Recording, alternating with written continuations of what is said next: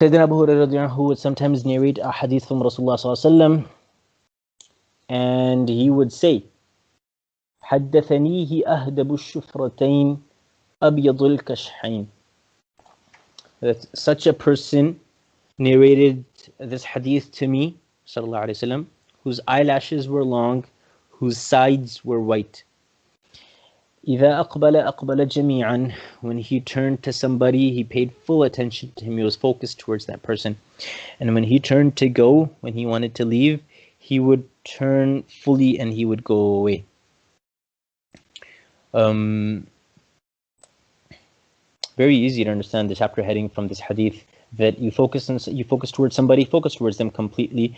Don't look at them. Your body is facing another way and you're just looking at the corner of your eye. Don't do that. Now, there's a hadith that comes in the Shama'il of Imam Tirmidhi rahimahullah. Shama'il al-Muhammadiyya is a kitab that Imam Tirmidhi rahimahullah compiled a hadith in there. He compiled 416 ahadith, roughly 15 or 16, in 55 chapters.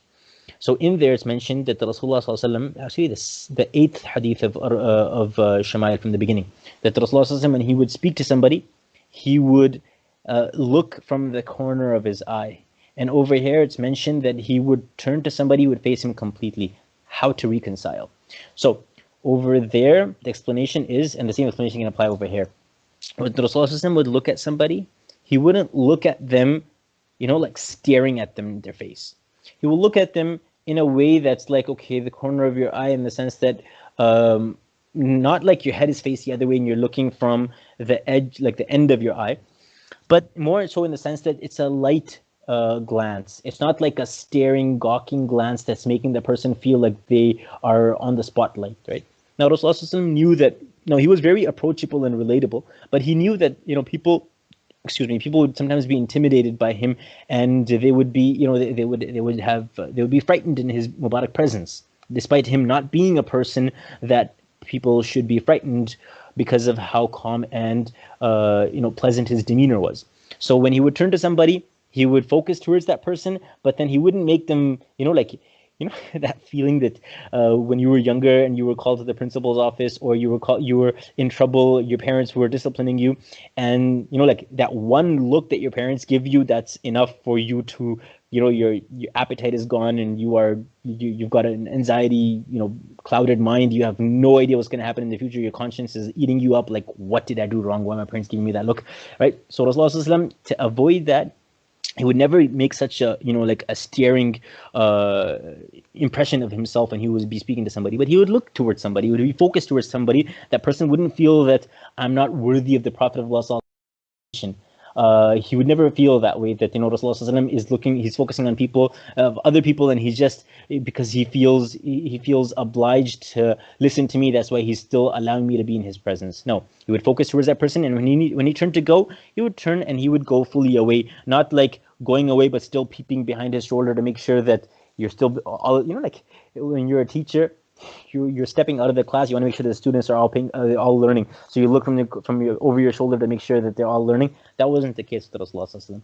And if he was going away, he would go away fully, right? Now this last part of the hadith, beautiful. لم ترى عين مثله ولن ترى, and no eye has ever seen his likeness, and never will any eye ever see. This is similar to the poem that Hassan bin Thabit radiallahu anh mentioned. And I'll say the Arabic. Maybe somebody can try translating the Arabic into English. وَأَحْسَنَ مِنْكَ لَمْ تَرَ قَطُّ عَيْنِي وَأَجْمَلَ مِنْكَ لَمْ تَلِدِ النِّسَاء. Take a shot. I'll wait. وَأَحْسَنَ مِنْكَ لَمْ تَرَ قَطُّ عَيْنِي وَأَجْمَلَ مِنْكَ لَمْ تَلِدِ النِّسَاء. خُلِقْتَ مُبَرَّأً مِنْ كُلِّ عَيْبٍ خُلِقْتَ مُبَرَّأً مِنْ كُلِّ عَيْبٍ كَأَنَّكَ قَدْ خُلِقْتَ كَمَا تَشَاءُ. So, أحسن منك لم ترى قط عيني. Better than you, my eye has never seen. لم ترى, not seen. قط, ever. No eye has seen someone as excellent as him, right? وأجمل منك لم تلد النساء. Nisa, you can say it as womb.